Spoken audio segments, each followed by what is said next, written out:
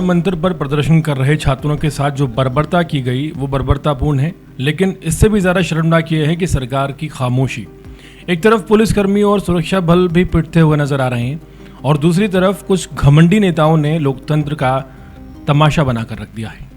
इस पूरे माहौल में जिस तरह से नए कमिश्नर ऑफ पुलिस अनुराग कुमार की एंट्री हुई, उसने यह सवाल ज़रूर खड़ा कर दिया है कि क्या राजधानी दिल्ली में दिल्ली पुलिस का नेतृत्व हालात संभालने में पूरी तरह से फेल हो गया।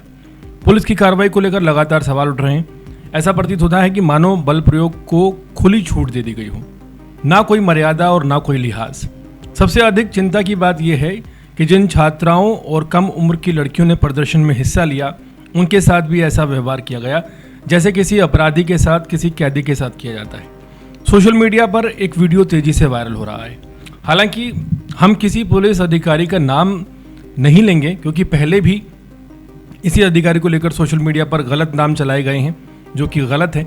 वीडियो में कथित तौर पर 3 स्टार लगाए हुए एक इंस्पेक्टर रैंक का पुलिसकर्मी भीड़ के बीच एक महिला के पीछे डंडा मारता हुआ नजर आ रहा है। ये वीडियो वास्तव में हैरान करने वाली है कि किस तरह एक महिला के साथ ये हरकत पुलिसकर्मी, वो भी इंस्पेक्टर रैंक के पुलिसकर्मी ने की। बताया जा रहा है कि जो लड़की है पहले शांत होकर वहां खड़ी थी। इसके बाद पुलिस की कार्रवाई में एक लड़का बेहोश हो गया, जिसको उठाने के लिए लड़की जैसे ही आगे बढ़ती है, उसी दौरान ये कथित घटना हुई है। ये जो घटनाक्रम है, सवाल उठाना यहाँ पर लाजमी है। क्या पुलिस की कोई नैतिकता है? क्या इस तरह भीड़ को नियंत्रित किया जा सकता है, या फिर भीड़ को उकसाने का काम दिल्ली पुलिस के अधिकारी कर रहे हैं? अगर हजारों लोगों की मौजूदगी में एक इंस्पेक्टर स्तर का अधिकारी इस तरह एक महिला के साथ कथित व्यवहार करता है, तो ये भी सवाल उठेगा कि निचले स्तर पर तैनात पुलिसकर्मी कितने बेखौफ होकर कार्रवाई कर रहे होंगे। अब इंतजार इस बात का रहेगा कि दिल्ली पुलिस इस वायरल वीडियो पर क्या आधिकारिक सफाई देती है, क्या जस्टिफाई करती है इस वीडियो को, और अगर ये वीडियो भ्रामक है तो क्या तथ्यों को सामने लाया जाएगा, और अगर वीडियो सही है तो संबंधित अधिकारी के खिलाफ क्या कार्रवाई होती है। साथ में ये भी देखना होगा कि बीजेपी के नेता इस पूरे मामले पर क्या रुख अपनाते हैं और इस घटना को किस तरह उचित ठहराते हैं, किस तरह जस्टिफाई करते हैं। पूरे मामले में राजधानी दिल्ली में जंतर मंतर पर जो प्रोटेस्ट हो रहा है, वहाँ लगातार छात्र पीटे जा रहे हैं, उन्हें उकसाया जा रहा है, और उसके बाद सबसे बड़ी बात यह है, ये दावा किया जाता है कि ये छात्र नहीं।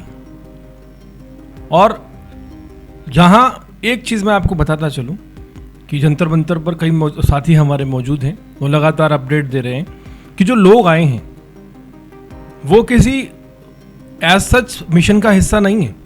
बस लोग आए हैं, उनमें गुस्सा है, उनमें एक बवाल है।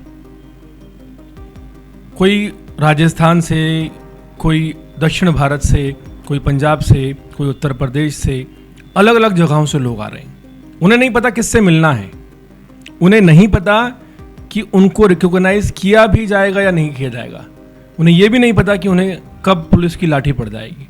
लेकिन लोगों में गुस्सा साफ दिख रहा है। ये पहला आंदोलन आप कह सकते हैं जिस आंदोलन में जो लोग जंतर मंतर की तरफ बढ़ रहे हैं, वो दरअसल ये नहीं जानते कि वहाँ जंतर मंतर पर वो किसको देखने जा रहे हैं।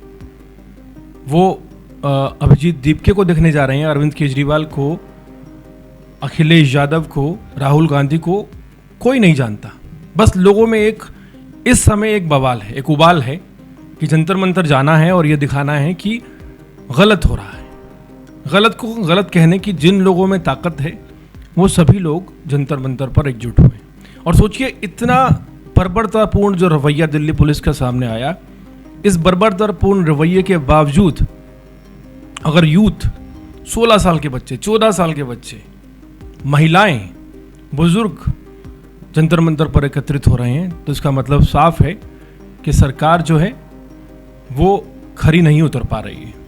और जिस तरह के आदेश दिए गए हैं, सोचिए कि एक खुलेआम अगर छात्रों को ऐसे पीटा जा रहा है, जहां पुलिस खुद ये दावा कर रही है, पिछली बार जब सीजेपी प्रोटेस्ट शुरू हुआ था, कि 70% जो कैमरा लिए लोग खड़े हैं। इतने कैमरों के बीच अगर आप इस तरह की गंदी हरकतें कर सकते हैं हक मांगने वालों से, तो फिर सोचिए क्या ही करती होगी दिल्ली पुलिस। हाल फिलहाल दिल्ली में कई पुलिस कमिश्नर आए हैं और कई गए हैं, लेकिन ये जो नए वाले आए हैं 2-3 दिन पहले, अनुराग कुमार, ये बदनुमा दाग इन पर रहेगा। इनसे इतिहास जवाब मांगेगा। बीजेपी की सरकार में जुलाई के महीने में 20 जुलाई को एक पुलिस कमिश्नर दिल्ली में आए थे, जिसके बाद जो आपने कभी सोचा नहीं था, दिल्ली पुलिस कर्मियों ने वो बर्बरतापूर्ण रवैया छात्रों के साथ किया और राजधानी दिल्ली के दिल में किया। हालांकि ऐसा नहीं कि पुलिसकर्मी घायल नहीं हुए, गाड़ियां नहीं तोड़ी गई, पथराव नहीं हुआ, लेकिन इससे पहले थोड़ा जाइए। इससे पहले की डेट वाइज सोशल मीडिया पर आप वीडियोस देखिए, दूध का दूध और पानी का पानी हो जाएगा। एक कमिश्नर ऑफ पुलिस रैंक का जो शख्स है, आईपीएस अधिकारी, वो इतना अनभिज्ञ कैसे हो सकता है? कैसे वो इतना अननोन हो सकता है कि उसे पता ही नहीं कि इतने हज़ारों की तादाद में जब लोग विरोध प्रदर्शन कर रहे होते हैं तो लाठी चार्ज का सीधा मतलब होता है हिंसा होगी। जो आपने और हमने सुना है अब तक कि जो लोग ये आईपीएस बनते हैं, इन्होंने बहुत सारी किताबें पढ़ी होती, एनसीईआरटी की तमाम किताबें, 6ठी क्लास से लेकर 7वीं 8वीं 10वीं 11वीं 12वीं की सब तमाम किताबें इनके पढ़ाई जाती हैं। इतिहास रटाया जाता है, जियोग्राफी पढ़ाई जाती है और सब बताया जाता है कि कहाँ गलत फैसले हुए। सबसे इम्पोर्टेंट बात इनको ये सिखाई जाती है कि जनता को कैसे मैनेज करना है। और यहाँ पर ये देख के लगता नहीं है कि दिल्ली पुलिस के जो उच्च अधिकारी हैं उन्होंने किसी तरह की पढ़ाई भी की है। बहुत शर्मनाक है कि एक आईपीएस लेवल का जो 2 दिन पहले आया कमिश्नर ऑफ पुलिस है, उसे इतना ही नहीं पता, आकलन ही नहीं किया गया। एक तरफ दिल्ली पुलिस के जवान पिटवाए गए, दूसरी तरफ जनता पिटवाई गई। क्या आप एक जो आदेश है नेताओं का वो बजाने के लिए आए थे? ब्यूरोक्रेट का मतलब क्या होता है? क्या जवाबदेही नहीं बनती आपकी पब्लिक के प्रति? जो सैलरीज इन बड़े अधिकारियों को मिलती हैं, नेताओं की जेब से नहीं आती। ये सैलरीज आती हैं उस जनता की जेब से जो आज पिट रही है। सवाल खड़े होते रहेंगे क्योंकि तमाम वीडियोस हैं। जो छात्र पीटे जाते हैं उन्हें तो भगा दिया जाता है और जो गाड़ियां तोड़ी जाती हैं उनकी नुमाइश जारी रहती है। कौन जिम्मेदार है? क्या इस तरह से लोकतंत्र चलता है? क्या इस तरह से देश चलता है? क्या इस तरह से जो छात्र अपना हक मांगते हैं उन्हें बिल्कुल कुचलने और दबाने की कोशिश की जाती है? आइडियल होते थे कभी आईपीएस अधिकारी, और अब देख लीजिए क्या हालात हो गए, क्योंकि इनकी सच्चाई सामने आने लगी है।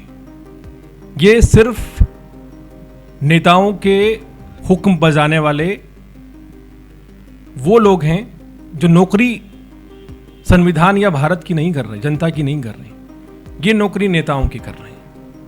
क्योंकि एक आईपीएस अधिकारी के पास ये पूरा राइट है कि वो ऐसा कोई भी आदेश आने के बावजूद पुलिस से कहे कि संयम रखा जाए।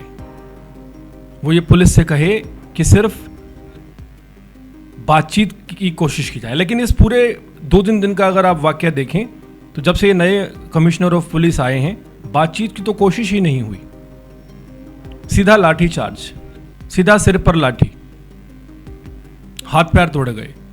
और कभी इतिहास में ऐसा नहीं हुआ कि जो बच्चे हैं, महिलाएं हैं, लड़कियां हैं 16 साल 17 साल 18 साल की, उन्हें भी आप मार रहे हैं। ये नैतिकता तो नहीं है।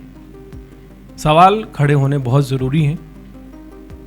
यहाँ पर विलाप भी कई लोग कर रहे हैं, एंटी नेशनल भी बोल रहे हैं, लेकिन सोचिए कितने लोग एंटी नेशनल हैं।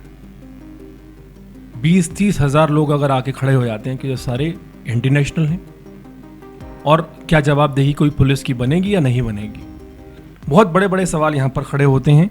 लेकिन सबसे बड़ा सवाल यही है कि क्या दिल्ली पुलिस को कोई ऐसा आदेश दिया गया है जो कि बयान करने में भी ज़बान कांप जाए? कहीं ना कहीं कुछ ना कुछ तो बहुत गलत हुआ है, जिस वजह से आज हर राज्य से लोग सिर्फ जंतर मंतर जल्द से जल्द पहुंचना चाहते हैं। और ये जो तमाम वीडियोस हैं ये दिखा देती हैं कि अपराधियों को जहां पकड़ने में पुलिस नाकाम नज़र आती है, एक अपराधी 30 साल बाद पकड़ा जाता है। हमने तमाम खबरें बनाई हैं। एक 24 साल बाद पकड़ा जाता है। एक अपराधी पर ऑलरेडी 100 मुकदमे हैं, एक पर 115 मुकदमे हैं। इनका कुछ नहीं होता। सिर फटते हैं उनके जो ये जवाब मांग लेते हैं शिक्षा मंत्री से कि साहब पेपर कैसे लीक हो गया, कैसे बच्चे मारे गए, क्या कसूर था उनका, भविष्य ही तो मांग रहे थे। लेकिन ये इनको फर्क नहीं पड़ता है इस बात से। दादागिरी करनी थी तो किसी गैंग में शामिल हो सकते थे, एक नाम भी हो जाता। फिर क्यों इतनी पढ़ाई की? एक बड़ा सवाल है उन सभी पुलिसकर्मियों के लिए जो इन छात्रों के साथ बर्बरतापूर्ण व्यवहार कर रहे हैं। पूरे मैटर पर क्या राय रखते हैं आप? कमेंट सेक्शन में जरूर बताइएगा।